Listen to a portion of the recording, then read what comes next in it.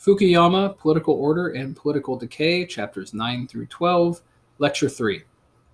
In the previous lectures, I talked about chapter 9 on the old patronage system in the US and chapter 10 on the reform movement and the general lessons thereof. In this lecture, I'll talk about chapter 11, which is about examples of successful and unsuccessful reform in the US bureaucracy, and then chapter 12, which is about the phenomenon of nation building as opposed to state building. So, chapter 11 is entitled Railroads, Forests, and American State Building. And he's looking at the ICC, the Interstate Commerce Commission, which was an attempt at reforming the railroads, and the building of the modern Forest Service, which it was an example, at least for a time, of success.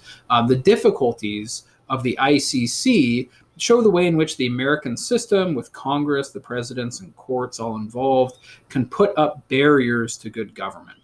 Whereas the Forest Service shows how strong leadership of a reform coalition can lead to good government, at least for a time. So the laissez-faire development of the railroads in the 19th century led to a need for regulation in order to reconcile various interests that were at stake. You know, the owners, the farmers, all these kinds of things. It says 19th century railroads are kind of analogous to 21st century healthcare in terms of this sort of problem. And at this time, there was really no precedent for the regulation of industries, right? There was no active governmental regulation in that sense, though there were conceptual developments, especially some of the economists of the late 19th century who established things like the American Economic Association and all that. There were conceptual developments in economics and in other areas of study that did form a kind of intellectual basis for making the case for regulation, right? So sort of thinking through how it could work and on what principles and stuff like that. But it took 40 plus years for the ICC actually to develop much capacity at all. The Interstate Commerce Act of 1887 created a commission with a partisan balance in terms of who was on it and a role for the courts in the adjudicating its decisions. So from the very beginning, the ICC was compromised with regard to its independence or its autonomy. That partisanship was kind of built into the structure of the commission, and the courts could intervene. And they weren't given full regulatory power anyways. Their power was quite limited. And there was great resistance by the courts to delegating regulatory power to a commission, right? The argument was that's a legislative function. It should be exercised by Congress. And of course, also the parties weren't hugely in support of this because they didn't want patronage networks to be disrupted or constituents' relations to be disrupted by the decisions of this new commission. So it really wasn't until something like 1920 that the ICC got even modest independence in terms of its ability to regulate the railroads. But as he says, the ICC shows the risks both of capture and of over-regulation. He talks about this on page 172. He says, in the middle, the purpose of this discussion of the ICC is not to stake out a position on the appropriate level of regulation or deregulation. The point is that state power over the economy is potentially dangerous because it risks being captured by one interest group or another at the expense of the general public, right? So being used by the railroads to serve their interests instead of being an arbiter among various interests and trying to regulate things for the common good. Moreover, all bureaucracies tend to become increasingly rule-bound over time, particularly when they are driven by the political demands of legislators. So it is very difficult to create a government agency that is subservient to democratic will, but at the same time sufficiently autonomous and free from capture by powerful interest groups. Right, so this was a serious problem that is exposed by this phenomenon. Now, the answer to all of this, or not so much the answer, but the kind of the situation you end up with here is, on the one hand, because you've got regulation, you don't really have anything like a free market necessarily. So the market's not going to regulate it. You have the government is involved, but a lot of times the governmental activities to regulate become kind of incoherent, in part because the legislature may give conflicting mandates or conflicting orders to these agencies. right? So they might say, well, we want efficiency. We want you to do things cheaply and quickly. But at the same time, I want the train to have a station and a stop in the middle of nowhere because that's my district, right? So you got these two different things. The same thing happens with like army bases, right? On the one hand, there's the concern with, well, we want an efficient distribution of army bases so that we're not paying too much or too little to maintain a competent army. But at the same time, pretty much any representative that has a military base in their district is going to fight tooth and nail to prevent that base from being closed, even if it's proved that the existence of that base is inefficient. So you have these kind of conflicting orders that can be given by the legislature. Be efficient, but also serve our political interests, right? And here's how he goes on to explain it. It says, many people would say that the problem is one of government itself, and the solution is to severely cut back or abolish the regulatory state, right? So if you've got this problem, just free market. It says, but a national transportation system cannot be left up to market forces alone. The free market was what created the chaotic situation of the late 19th century in the first place. Bureaucrats are often blamed for being obtuse and inflexible, but missing from this perspective is an understanding that more often than not, the original legislative mandate is the source of dysfunctional bureaucratic behavior. The ICC was caught between demands of consumers for low prices and of railroads for cartel-like agreements that would support their return on capital. So, for an example. So you can't please all sides. You end up in an incoherent situation. Sometimes you hear about situations where, like the Pentagon pays $1,000 for a toilet seat or something like that. The truth is more complicated than that. But a lot of times when people talk about examples of bureaucratic red tape or bureaucratic incompetence, usually actually what you're dealing with is bureaucrats who are trying to comply with a mass of incoherent rules that have been foisted on them by Congress. So I would just say, based on my study, that more often than not, that you should point the finger of blame at Congress, not at the bureaucracy for bureaucratic dysfunctions. Maybe not always, but a lot of the time. What's interesting about this then is that it's actually the strength of democracy in the form of political parties in Congress and the strength of rule of law in the form of courts that can intervene. It is the strength of democracy and rule of law in the United States that actually makes it harder to build a competent, efficient state, right? And this is, he illustrates this, for example, in figure 9 on page 204, where he talks about the way that accountability can actually have a negative effect on state building. The line on the bottom is a dotted line.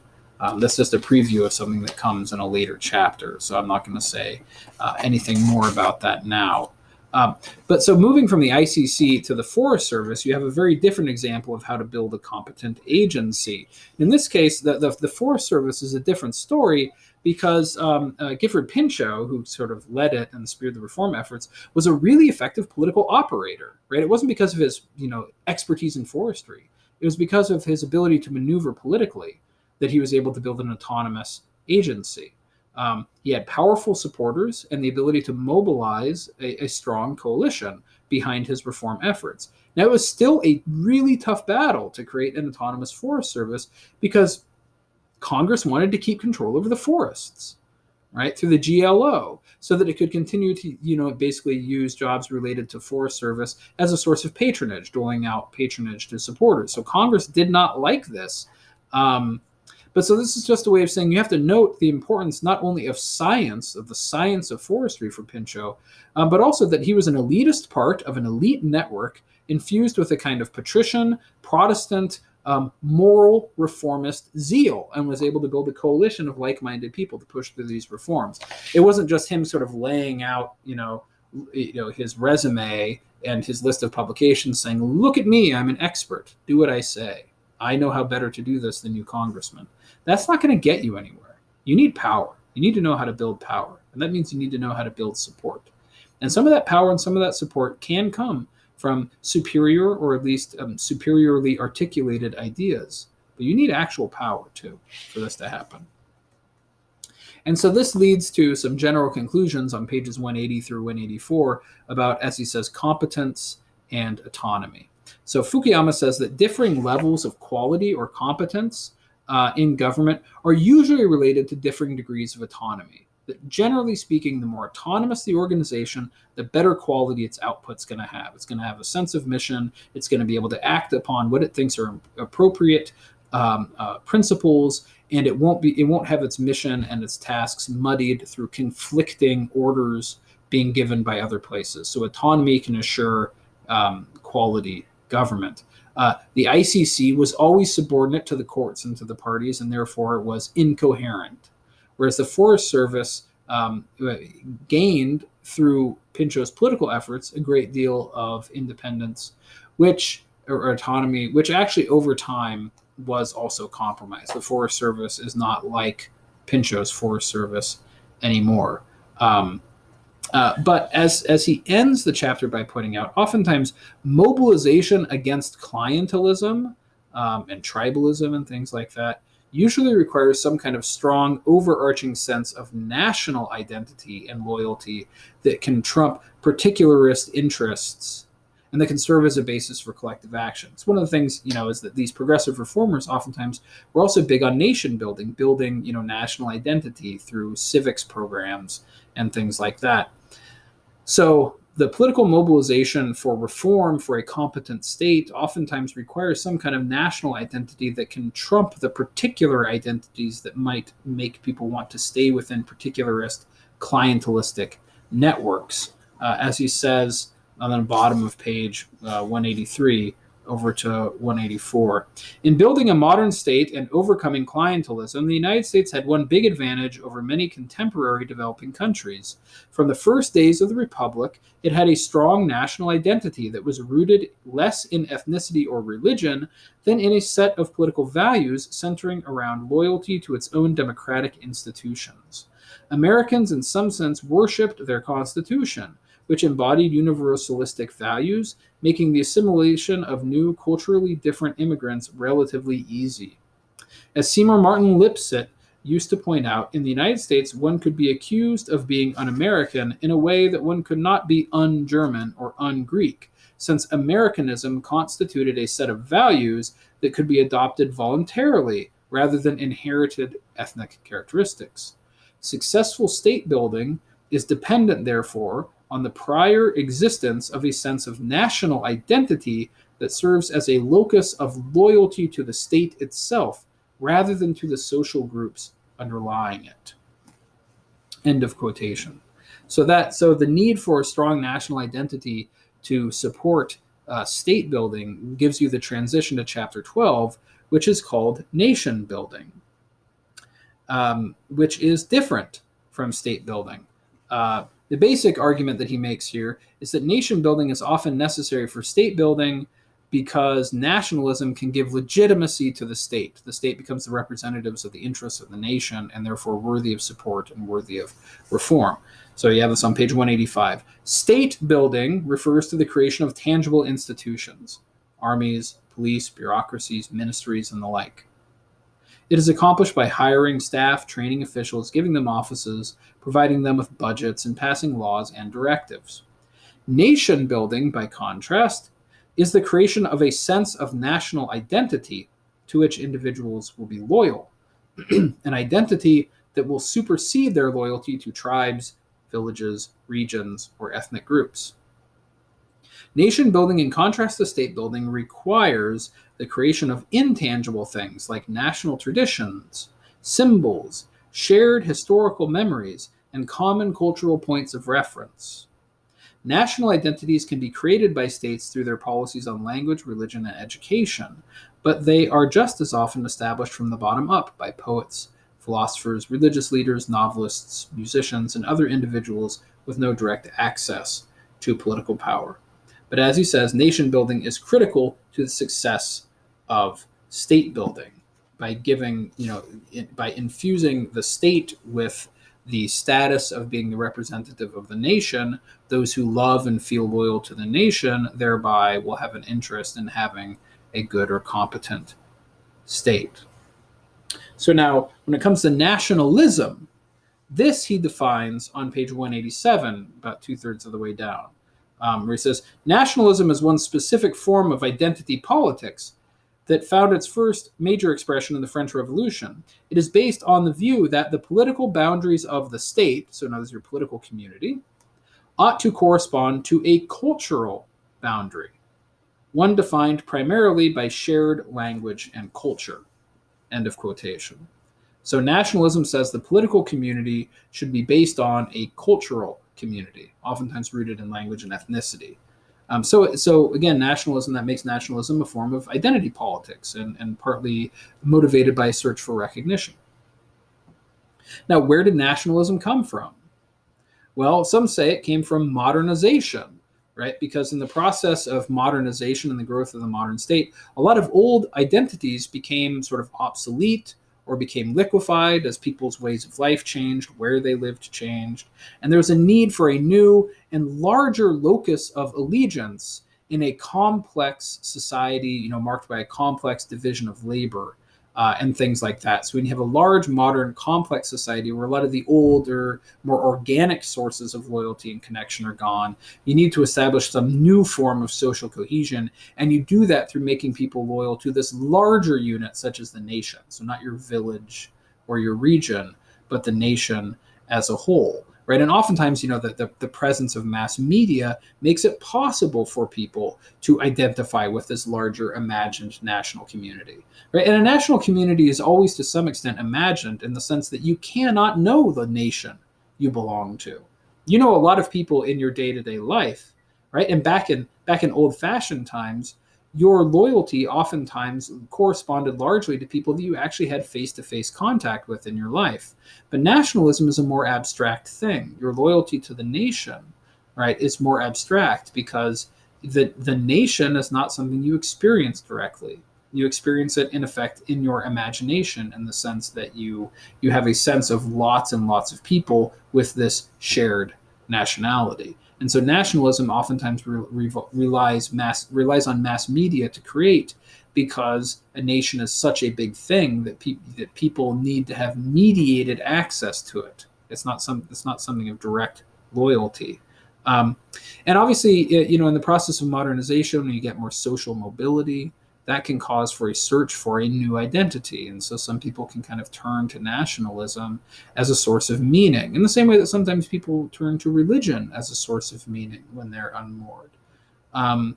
Also, language can be a source of cohesion, right? You consider the French fondness for and protection of their language, right? So there are various cultural symbolic markers, including language, that can serve as a basis for national identity. Of course, in the colonial world, in the parts of the world that were colonized, nationalism becomes important, but nationalism is itself an import. Right, the rise of third world nationalism was crucially enabled in part by the importation through educational institutions of the European ideas of the nation, nationalism. Now, Fukuyama goes on to talk about the oftentimes very much not pretty processes whereby national identities can be built. And he names four, and this is over the course of pages 192 through 195. One way you create national identity is through the oftentimes violent moving of borders, right, where you actually sort of coercively change political boundaries to make them correspond to a cultural unit. That's one way, Turkey, the Balkans. Another way, which is related to this, is ethnic cleansing, which happened in the Balkans and also in parts of Iraq and in Syria. Ethnic cleansing is not the same thing as genocide, even though you hear these things talked about at the same time. Genocide is the deliberate destruction of people belonging to a particular race or ethnicity, whereas ethnic cleansing is about intimidation so that you force people of an unwanted ethnicity to leave an area. So that's what ethnic cleansing is. So it's oftentimes using campaigns of violence and intimidation to get people to leave. And that happened in the Balkans. It happened in Baghdad in Iraq, the way that kind of Sunni and Shia that had lived sort of side by side in certain neighborhoods, that there's a process whereby those neighborhoods were sorted out into either kind of homogeneously Sunni or homogeneously Shia. So ethnic cleansing oftentimes happens when multi-ethnic but not particularly legitimate empires or states break up.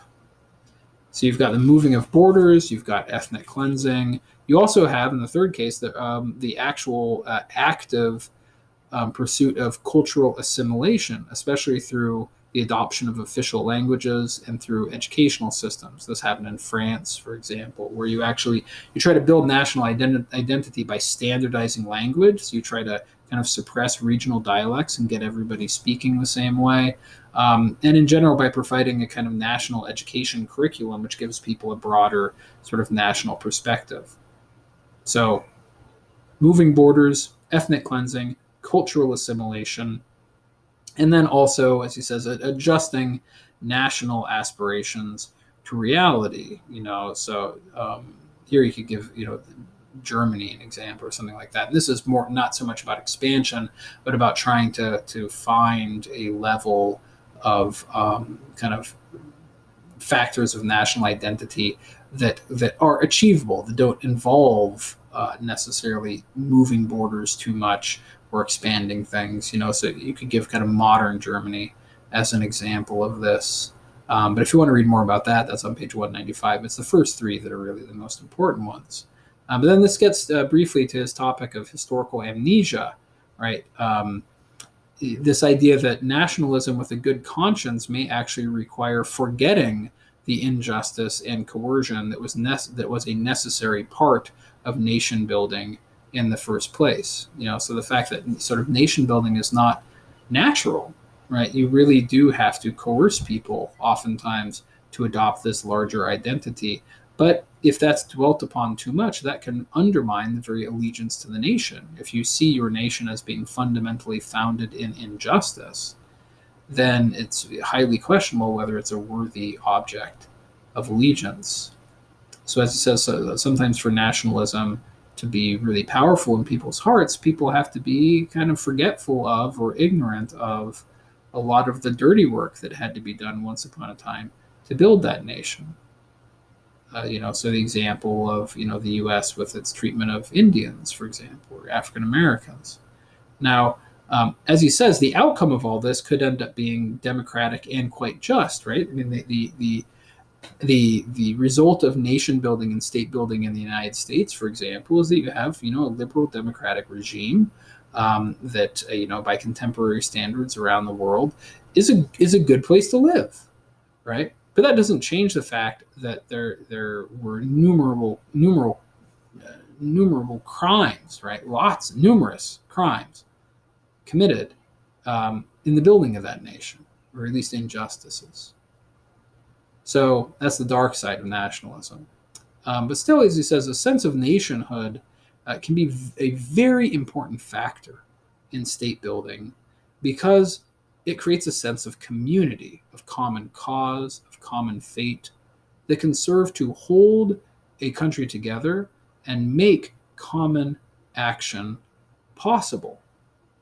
And I'll just end with a reflection. I think it's Tocqueville in Democracy in America at one point, he says, in contemporary, when I look to the human past, there are really only a few things that have truly made large masses of people capable of vigorously acting in common and making great sacrifices to achieve a cause. And he said those two causes of what we would call sort of vigorous mass collective action, he said, are religion and patriotism. Those are the two most powerful motivators that get people to look beyond self-interest to serve larger causes. And so Fukuyama's point is that oftentimes something like nationalism or patriotism is an inescapably necessary part of reform efforts. So that's all I have to say about chapter 12.